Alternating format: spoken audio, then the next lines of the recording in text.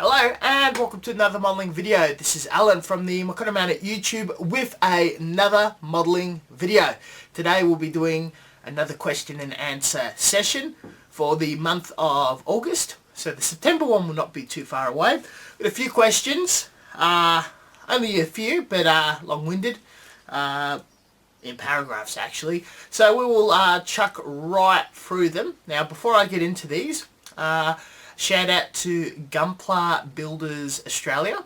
We have just started or about to start a vintage Gundam group build. So you got to get really old kits that glue together, terrible seam lines, and build and paint them. The idea is to get around the fact that they do not have colour separation and need to be masked or hand painted, and that the seam lines are quite terrible.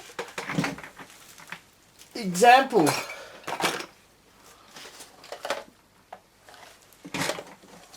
of a vintage kit, a 1980s yarn from the first line of the series. The box appears to be empty, which it is, but that gives you a bit of an idea. A way to get around it, what I recommend is, because there's point of articulation and there's no polycaps to hold it together, how I would personally attack these model kits is you build the first parts that require assembly before other bits are attached.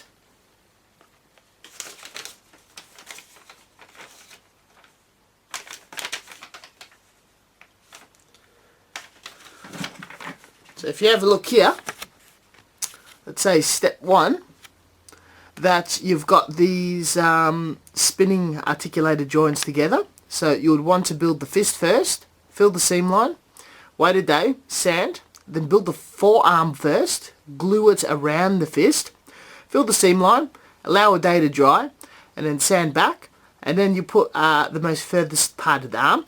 Now because this could take a while, each step, including the leg, the torso, the head, there's multiple bits that can be glued together first before additional parts are glued together.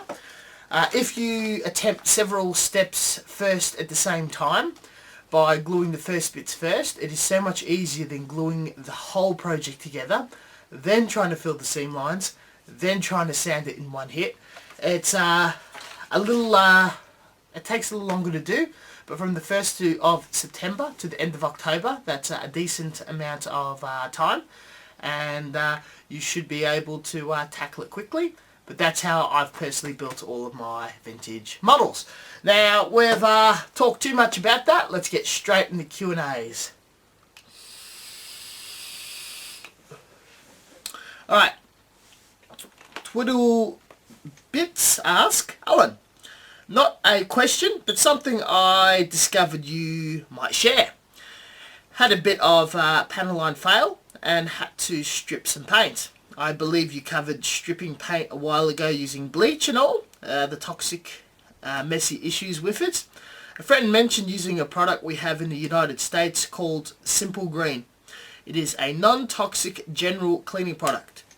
Give it a try, and it works amazingly well, way faster than bleach. The parts were cleaned of paint overnight so far.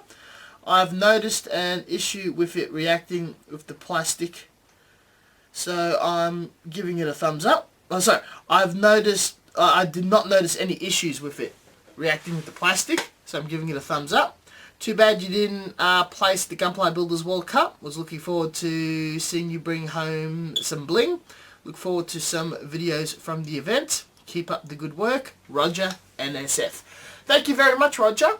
Now, I am aware there's a lot of products exclusive to the United States market that's excellent for modelling. Paints, stripping mediums, you got purple powder, you've got Simply Green. I am aware of those products, and they're amazing for stripping resin and stripping paint.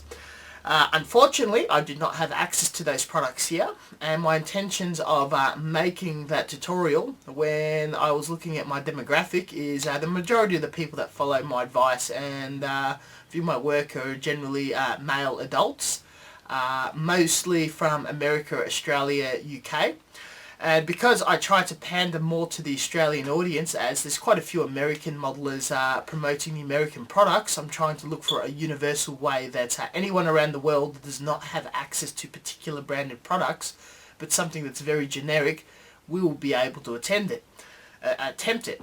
Also, since ruining a paint job can be emotionally hard, and it can really take the fun out of modelling. You want to strip the paint as soon as possible without looking at your ruined paintwork at first. And secondly, we don't plan for mistakes. We don't have products set aside especially for stripping paint. And bleach is just something that you use to clean drains and toilets that's always in the household. And us all being responsible, it is fair to give a warning to keep out of reach of children. Don't ruin your clothes, don't ruin your health, but it's alright. If you are in America and you want to avoid risking health problems, you got kids, whatever, and you just happen to have purple powder or simply green, use that first. If not, there's always bleach in the cupboard drawer. Thank you very much, Roger.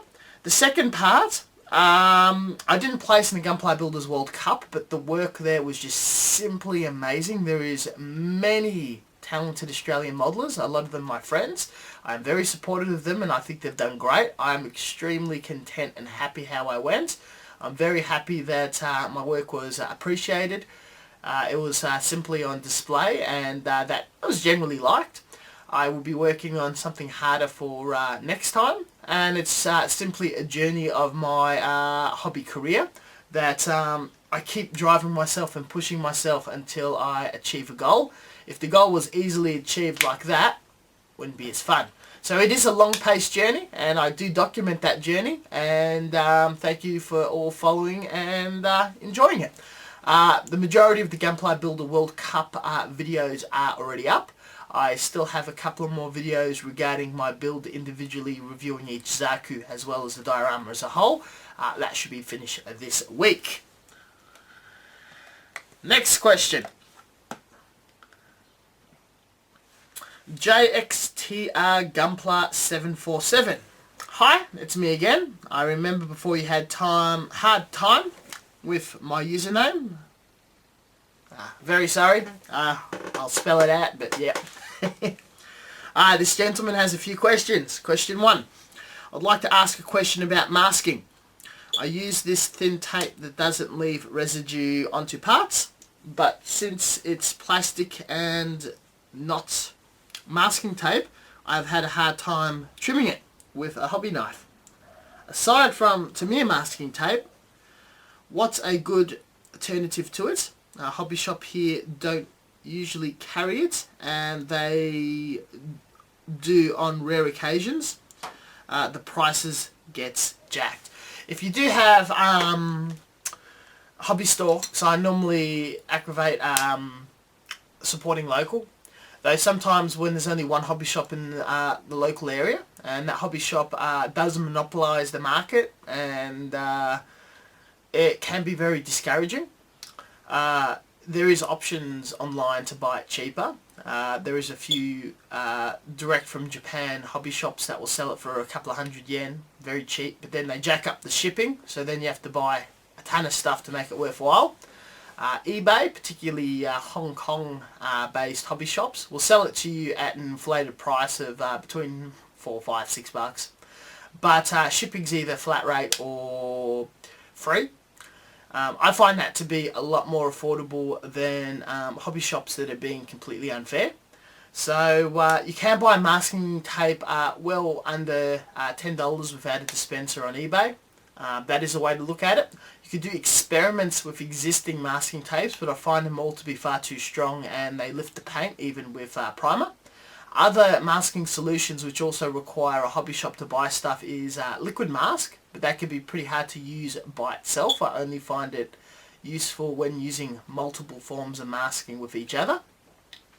And blue tack, but blue tack produces a soft edge effect. It's very hard to get a hard edge effect with blue tack, so it's good for, you know, things like polycaps, camouflage, getting paint on parts of high grade you don't want it to be on, though it does have its downside.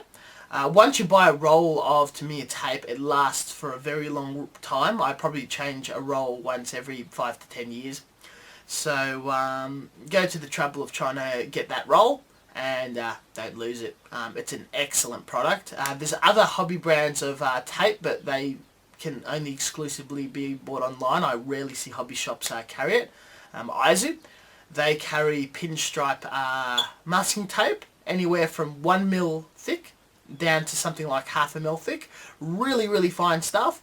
And Tamiya has also, Mr. Hobby, I can't remember which one, has released a special flexible tape that can go around curved edges and corners without lifting or creasing. With this plastic that you're using, I don't seem to be familiar with it and not too sure how to trim it or how to use it, so I do apologise. I can't give much advice about that. You probably want to try laying it out on a cutting mat and trimming it with a hobby knife, then applying it on your model. That might be a little easier, that might not sure at all. Question 2.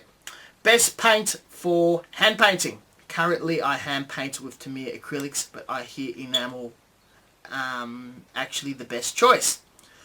I'd like to know which is better.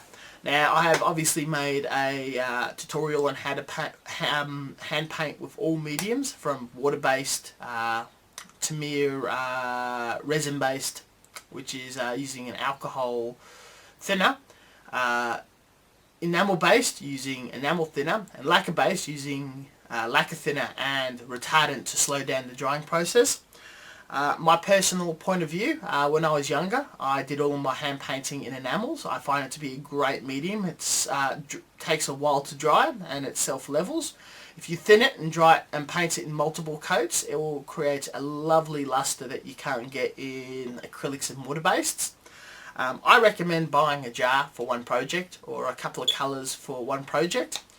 Thin it 50-50 or further in a small dish, hand paint it on where it's all opaque or translucent, and let it dry and do multiple coats of it very, very thin until the colour is very bright, vibrant, very consistent across the model.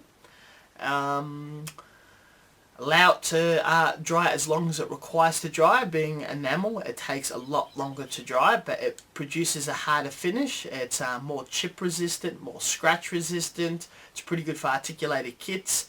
Even though I sort of phased it out, I don't use it as much as I used to. It is pretty good. So give it a bash. In my belief, I believe it's superior in hand painting. But if you learn how to use Tamiya acrylics and you don't want to spend extra money, if you thin it and if you work with it, Tamiya acrylics really, really thin and applied over many coats can look absolutely lovely as well. And if you do not want to spend the money, there's no reason to change to another type of paint. And you can use up your entirety of your Tamiya stock by thinning it down more than 50-50 and applying it in many, many coats. For tiny detail, you can do it straight out of the jar, and that way it won't bleed over panel lines or detail marks or whatever. Same with enamel. When you're painting tiny details, straight out of the jar, small paintbrush. That's why when you mix a small amount extra thin, you don't put it back in the jar, as it will ruin the consistency for fine detail. Yeah, I probably dragged that out too much. Question 3. I'm getting the hang of spray painting and hand painting. Fantastic work. I have produced smooth finishes models and my customs, especially on the SD line, to get the colour right. I'm wondering if I should make the jump to airbrushes, as from what I've heard, it provides a wide array of options to approach a painted kit. Now, the thing with painting is there is many ways to go about it, and there's many ways that you can become an expert and further your agenda. Airbrush is only another tool, another medium. I find it amazing for doing all sorts of gradient effects. It's faster to paint with, it's cheaper to paint with, it saves time. Once you get faster and you get the hang of it, you learn how to maintain it. My honest belief, try all painting mediums and see what you want to use and swap in and out. I've dropped rattle cans. I'm not going to be painting with rattle cans anymore unless I have to produce more tutorials or that there's a reason why I have come across them. Airbrushes has pretty much replaced that for me. Hand painting will never be replaced, and I'm constantly trying to improve my hand painting skills for different effects. I'm also trying to constantly improve my airbrushing for different effects. I reckon if there is an opportunity that you could borrow or use an airbrush rig from someone else just to trial, or even from a shop, give it a go.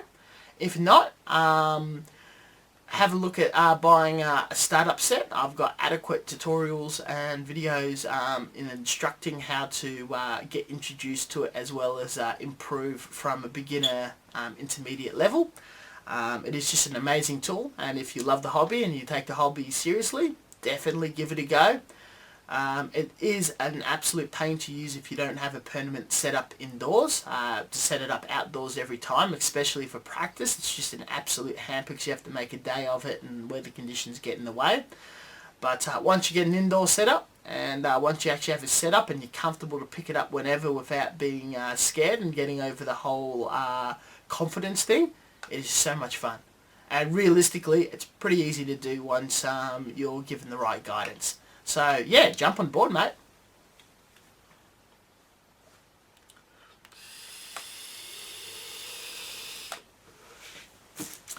And lastly, question 4. Optional. Very optional. I'm going to answer it anyway, you know me. Modelers in the Philippines use Hobbyworks brand compressor and airbrushes, and people find them quite good, but I wonder if you at some point been able to use said brand, which I don't think is likely, and provide some thoughts. They're the cheapest option for me. I've ever taken the big step for airbrushing. Also, they provide dual action airbrushes and compressors and have fluid traps and pressure controls.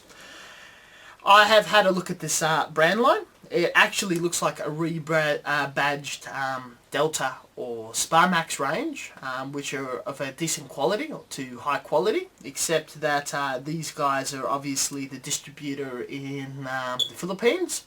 I talked to some older Filipino modelers that I know and have contact online. They have not encountered the brand because they bought other brands way back in the day, including DC23. Though from the reviews, I looked on Facebook and looking up critical reviews on Google, they seem to be quite reputable. They seem to be quite cheap and very, very easy to access. I think this is absolutely wonderful that you got such a product accessible to the Philippines. And as far as not using it, but just looking at other people's point of view and the work they produced with it, I say go for it. Buy a compressor with a tank and buy a very basic dual action airbrush. You want your compressor to have a moisture trap and a dial to control the output of PSI, and you're away to go. And I'm very impressed with the price, so it's got my approval. I'd like to say thanks for answering my questions at the previous Q&A, and I look forward to seeing more of your work on Facebook. Thank you very much, my friends. Bonus question, best food or drink while building gunpla? Sometimes food is not an option depending on how toxic or messy the work could be. Sometimes it is an option.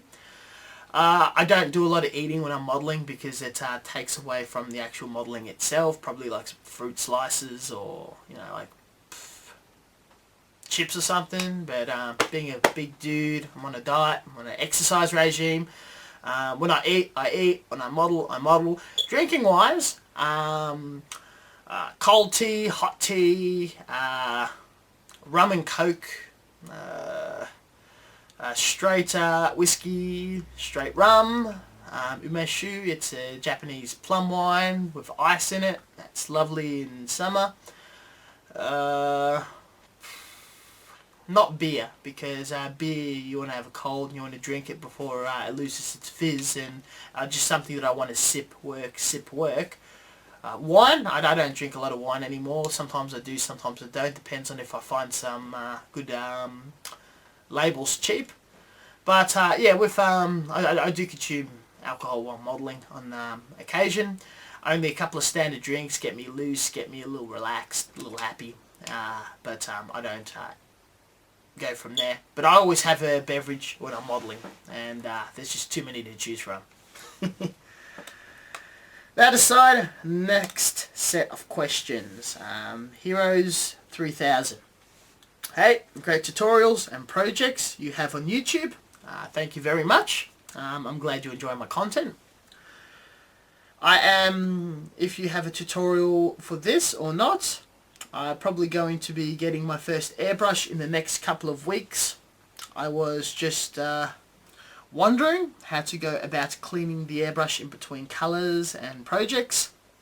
Keep up the great work for the gunpla and modelling community. Thank you very much. In the way of airbrush tutorials and guides, if you go on my channel and you go in the search bar and you type in airbrush, I've got everything from reviews, the absolute basics. I've got videos by other people that I've filmed and talk about getting into airbrushing and what sort of rig to get, how to treat your airbrush. I've got my honing your airbrush skills video that addresses changing colours in the cup. I've got I've got plenty of content, so if you type that in, you'll probably find about 20 videos appear. And the honing your airbrush skills, I highly recommend watching. Even though some of it might be a tad advanced for you, the maintenance bit and changing the colour bits you'll understand. And once you airbrush for a few months, 6 months, you may want to revisit the whole series again and re-watch it and see what you pick up. It's very lengthy, it's about half an hour an episode, but worthwhile. I've put a lot of work and just different things I'm doing and different challenges I have with different projects. I attempt it on camera and talk about the experience. In the way of changing colours, just shortly when I change colours, I empty the paint out of the airbrush. I only use lacquers now as it's so much easier and it does not clot. I wipe the bowl with some toilet tissue or tissue and I run thinner through it. I might clean it out with a swab. I remove the needle, I wipe the needle, I put it back in, and then I keep putting small amount of thinner and spraying it out until it's absolutely clear and the water or the thinner that goes in the cup is a clear colour. To see that your airbrush is completely thoroughly cleaned, you put your finger at the end of the nozzle over the crown. You push the trigger down, which triggers the air, and you pull it back, and the actual thinner will bubble and it will bring up paint from every nookie and crannies and it will mix in with the thinner and you spray that out. And you keep doing that until the thinner is absolutely clear. At first it starts off very, very slow, but after a while you'll get quicker and quicker at it. And you'll find better ways and shortcuts of cleaning it out. Between every major project I remove the nozzle and I remove any gunk that's hiding behind the nozzle, like tiny bits of lint and hair and impurities from the paint. And in between every month or in between every major project I do a full strip down, clean and grease. That's all covered in my Honing Your Airbrush Skills videos. So that gives you some ideas. Jab99. Hello, I enjoy making model tanks and tend to keep to the more simple kits such as Plastic Soldier and Armorfast. Great brands, by the way, I build them myself. Are there any other tank model makers out there who have quite simple to build tanks and other kits? I find the wheels on some of the more complicated kits are far fiddly and can be quite a pain to build. I think that I prefer the painting rather than completing builds, but still like some building to do. Many thanks, JJab.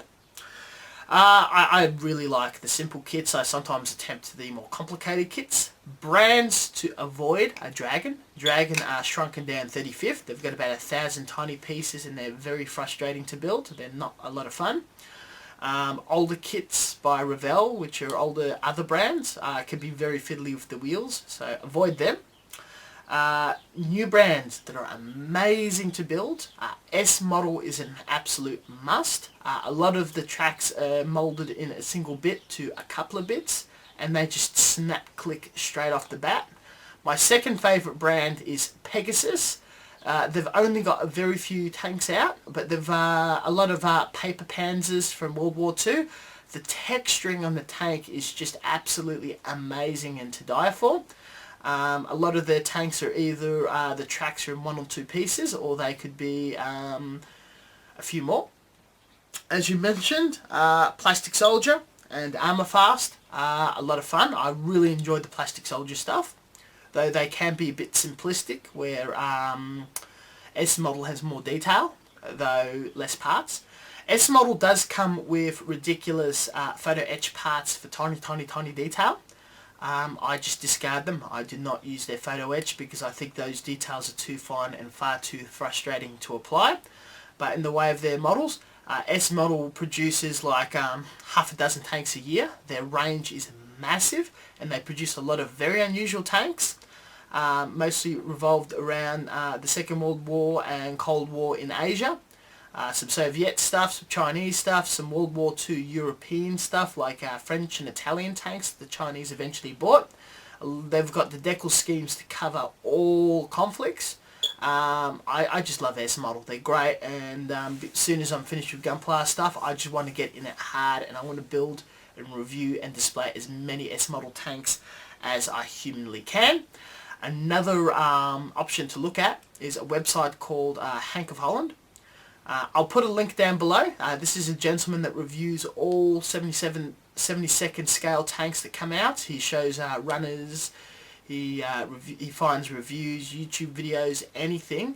So you get to know what's inside the box, and looking at the runners, looking at the instructions, you can make a decision if you buy a tank from another brand besides the 4 that we discussed. Another easy build is the Airfix Sherman and the Airfix Vickers light tank. Those two have very easy tank assemblies, so that's 2 Airfix kits you can also build.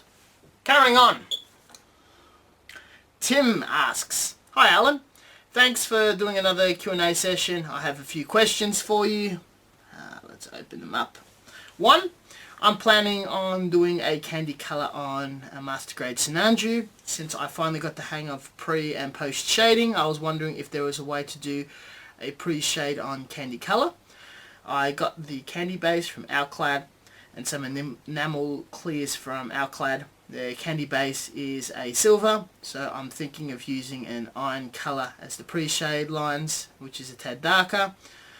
Do you have any idea if it will work, and or have any suggestions, or skip the pre-shading altogether on a candy colour?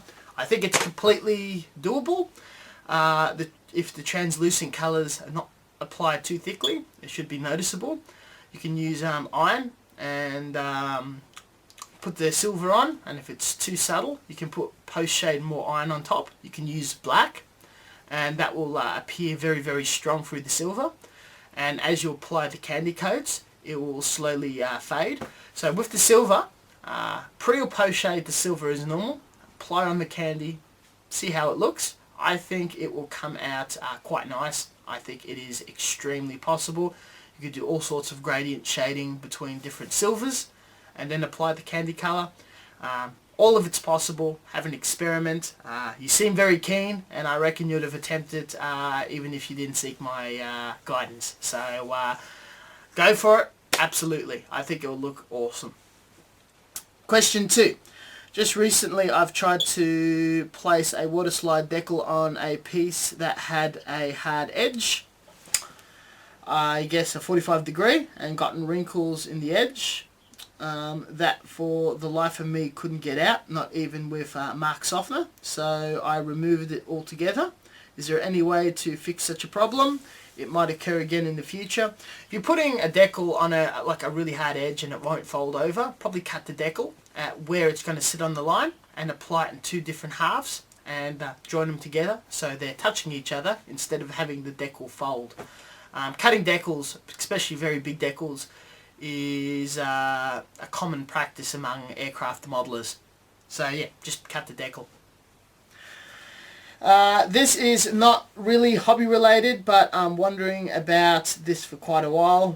How did you came up with the name? What kind of man? Just curious. Thanks in advance. I used to hang around some friends. I had a friend that owned an anime slash card game shop, and had a few friends that hung out there. I hung out there as well.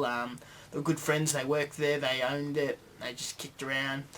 I went to a couple of conventions helping them sell their wares like kits and figures, and went through some awesome adventures. I bought a cosplay hat. I got drunk. There was a barbecue involved. There was shenanigans involved. It's drinking related. Thank you in advance. Thank you very much, Tim, for your support and questions. Next, Stephen Burnside. Hi Alan, I've managed to get my hands on a few older kits from 1980 that I want to mess around with. We just talked about that at the start of the video, didn't we? When you were building them in your lacquer and enamel tutorials, what were you using to cope with the gaps in the parts? I'm guessing some type of putty or glue. How do you use a good brand type that would work best? I look forward to your response. Keep up the good work. At the moment, when I'm attempting my vintage builds, I like to glue them together. And once that glue's dried, I run a little super glue in the actual seam. I let that dry, and then I put squadron putty on top of that. After 24 hours, I sand it back, and I find it never resplits, because sometimes Bandai kits seams do split or they leave imperfections. The super glue just welds it together, and the squadron putty just uniforms it. You sand it back, it's perfectly flat. Our last question is from genpowered gunfire. Sorry, I'm very bad with foreign pronunciation. Will Gundam Universe be at Animaga in September? Oh, you're Australian. Shit. That's actually a good point. I'll plug my event. Animaga is a big joint event between Mecha Workshop, my organisation. It's a model club, it's a model club founded by a modeler named Rant, and he passed the club to me in name a few years ago at Manifest. We are a local Melbourne model club that meet together twice a month at a men's shed network site in the western suburbs of Melbourne, and we are sponsored and representation of Hobbyco, who is the official supplier of Bandai Gunpla kits in Australia, and our job is to promote Gunpla modelling in Melbourne and Australia, and support as many brick and mortar stores as possible. We've been asked to set up a large Gundam workshop at an anime convention called Animaga at the Royal Exhibition building in Carlton this weekend. That would be, I'll bring up a calendar quickly, and it's loading and it's taking too long to load. I think it's 5th and 6th of September. I'll put the Animaga website down below. You buy a ticket. There's a model competition. There's free kits. There'll be demonstrations. I'll be bringing my 3D printer. There'll be a airbrush setup, cinemas, tutorials, anything you want, anything you ask. We'll have the whole club there to help. Ghost of Xeon, who is a member and the administrator of Gunpla Builders Australia, is going to be in attendance, and you can just rock out, have fun with us, have a good time. In the way of retailers who will be there, I believe Gundam Universe will be there. I am not 100% sure, as I do not represent them, but that is very safe to say that they shall be in attendance. And yeah, check out the event. It will be an awesome time. I will be making a video of it, taking photos of the models, what people get up to, what I get up to. It'll be awesome fun. I did get a Facebook question, a couple of them. If anyone following me on Facebook, notice that I've been working on a resin anime figure from E2046, Mami from Madoka Magica. Because it's resin and the colour separation is not 100%, I had to mask off some areas. This is the first time I'm building a garage kit of a girly figure or a humanoid figure. And I'm not doing it in an orthodox manner. I've been advised from some expert figure modelers that there's other ways that I could have done it to got easier or better results. But I've been using various forms of masking to mask off the bikini, the hair, the face, the eyes, all that. And I've been using liquid mask. People ask if liquid mask is a good option. Liquid mask is very difficult to use. I've been trying to make a tutorial for it and review, but it doesn't work out completely right for me. Generally, it is a latex-like wet paint that you paint onto an area. It dries hard into a rubbery consistency. You apply paint over it, you remove it, and whatever you paint it on stays as a hard edge painted surface. Sometimes it fails because it's hard to remove and you damage the paint trying to remove it. Sometimes it stays there. Sometimes it's so thin you can't remove it, period. It's very troublesome. I find the best way to use it is in conjunction with other modelling methods. So you would mask off an area with blue tack and tape, and then at the very edge you put a little bit of liquid mask, or if you're only masking a tiny area, you'd use liquid mask. You would rub the area after the paint has dried and try to remove it either under running water or with blue tack. If you use it in conjunction with other masking products, and if you overlap, when you move the tape and the blue tack, the majority of the liquid mask will come off with it, and use the blue tack to dab the rest off. The goal with liquid mask is to mix it thoroughly. It has a shelf life and can dry out solid. It's best used thick, and you try to apply multiple coats or a very thick coat without it lifting as you're putting multiple layers on. I am working on a video, and when that video comes out it will give you the best idea how to use it, but this figure will be finished for Animaga, and I'll be doing a review of this model very, very shortly.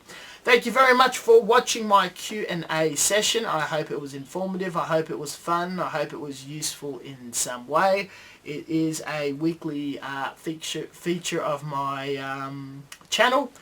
Anyone is welcome to ask questions on any format. You're welcome to ask as many questions as you want, as on many topics as you want. It can get informal sometimes, though we try to focus on modelling aspects and sometimes throw in a few gems of my personal outlook of life, which is kind of rare because I am a private individual. Thank you very much for watching. As always, until next time, catch you guys later.